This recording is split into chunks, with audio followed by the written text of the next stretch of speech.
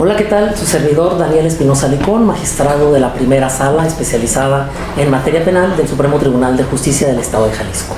Esta ocasión hablando del debido proceso en personas con discapacidad. En ese sentido, decir que el artículo primero de la Constitución Política de los Estados Unidos Mexicanos regula que todas las autoridades del Estado mexicano deben de interpretar las normas de una manera conforme en sentido en que maximicemos o ampliemos el derecho humano.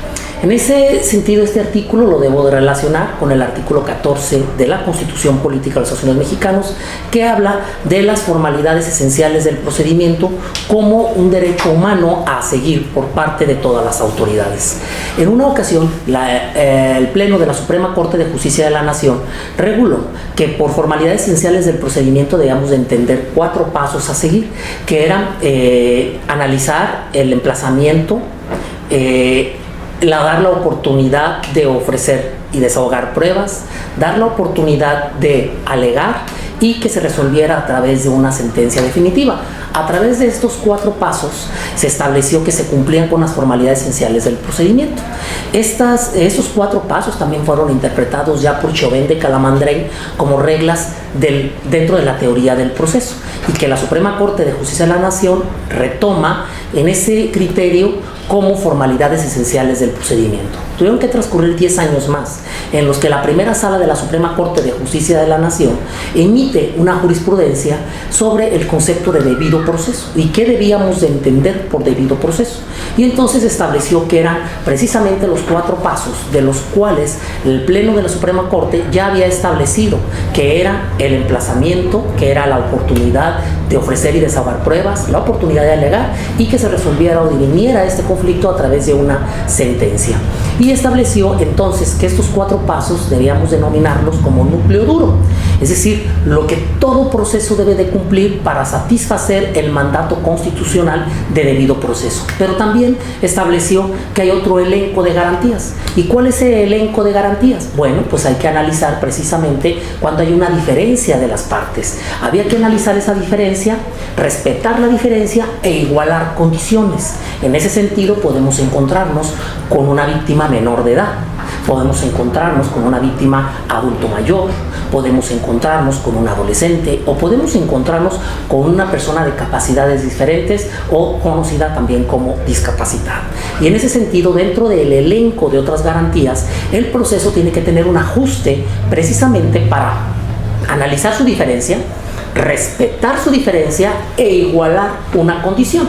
Así nos encontramos, por ejemplo, ante un niño o niña que resulta ser víctima de un delito o que resulta ser testigo de un delito. Y en ese contexto, siempre para igualar las condiciones, en el elenco de otras garantías que conocemos como debido proceso, se debe de implementar mecanismos para igualar las condiciones frente a su adversario procesal o la otra parte de intereses adversos. Y en ese contexto debemos de analizar que esté acompañado siempre por un psicólogo, por un trabajador o trabajadora social, que le hagan una preparación previa a cualquier audiencia o diligencia en la que deba de participar, pero también que esté debidamente asesorado por un especialista en la materia y sobre todo de los derechos del niño, pero también en cómo dirigirse hacia el niño o la niña y que entienda cuáles son sus derechos y cuáles son los efectos que va a tener su participación en un proceso, ya como víctima o ya como testigo. Y en ese contexto, el elenco de otras garantías tiene que ver precisamente con respetar diferencias e igualar condiciones, pero para todos los casos podemos encontrar a una persona invidente, una persona silente y todas las condiciones que le dan un margen de diferencia frente a su adversario. Si, por ejemplo, el señor peleando con su esposa, bueno, pues la calidad de mujer lo pone en una calidad o cualidad en determinados casos de desventaja frente a su adversario, y en ese sentido requiere una explicación y una asesoría especial analizando la perspectiva de género mujer, pero también puede ser perspectiva de género adulto mayor, puede ser perspectiva de género niña, niño, adolescente, o puede ser una persona con una discapacidad. Y entonces no nada más se traduce en ponerle un intérprete para podernos comunicar o que se pueda comunicar ya a la autoridad jurisdiccional o que pueda intervenir en una diligencia como pudiera ser un interrogatorio o su propia declaración en juicio, donde entonces debemos de respetar la diferencia e igualar la condición, o igualar las condiciones frente al proceso. Y en ese sentido, el debido proceso dentro del rubro de elenco de otras garantías ha avanzado en el proceso de manera tal que el juzgador o juzgadora tiene que ser especialmente cuidadoso respecto de la capacidad diferente que se encuentra en una de las partes. Puede ser un imputado o un acusado el que tenga la capacidad diferente, pero también lo pone en una calidad de acusado o procesado, ya que existen datos de prueba en su contra. Pero también puede ser la calidad de víctima o de ofendido en el testigo. Hago la diferencia. Víctima, quien sufrió directamente el hecho delictivo; ofendido, la afectación al bien jurídico protegido. Les pongo un ejemplo.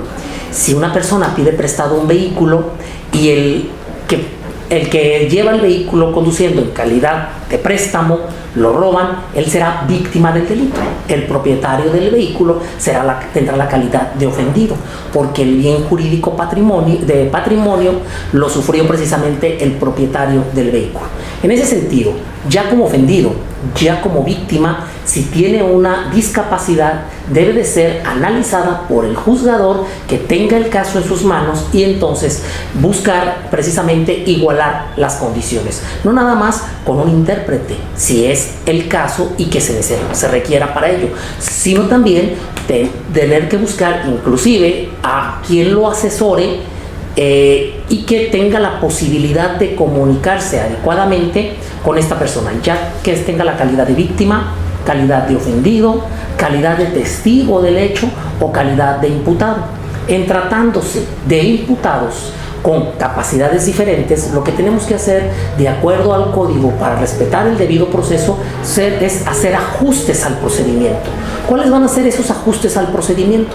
Depende la discapacidad de la persona, qué es lo que debe de tomar en consideración el juez.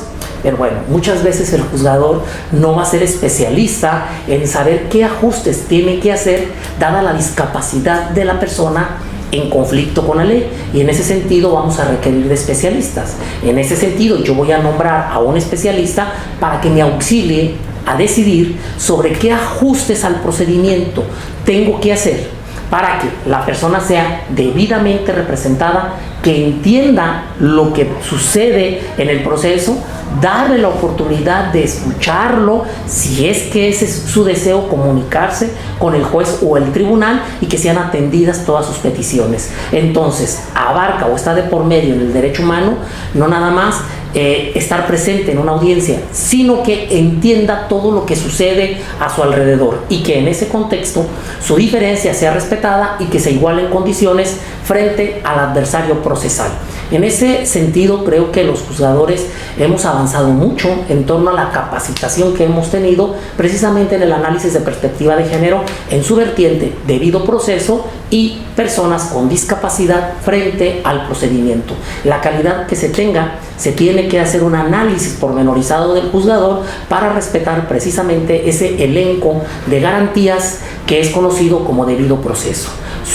Sanción de poder ordenar una reposición del procedimiento si no se acataron estos aspectos que permean el principio de debido proceso, incluso sanciones administrativas en contra del juzgador. 1, por no haber analizado la diferencia, y 2, por no haber igualado las condiciones frente al adversario de esa persona que se encuentra frente al proceso. Muchas gracias.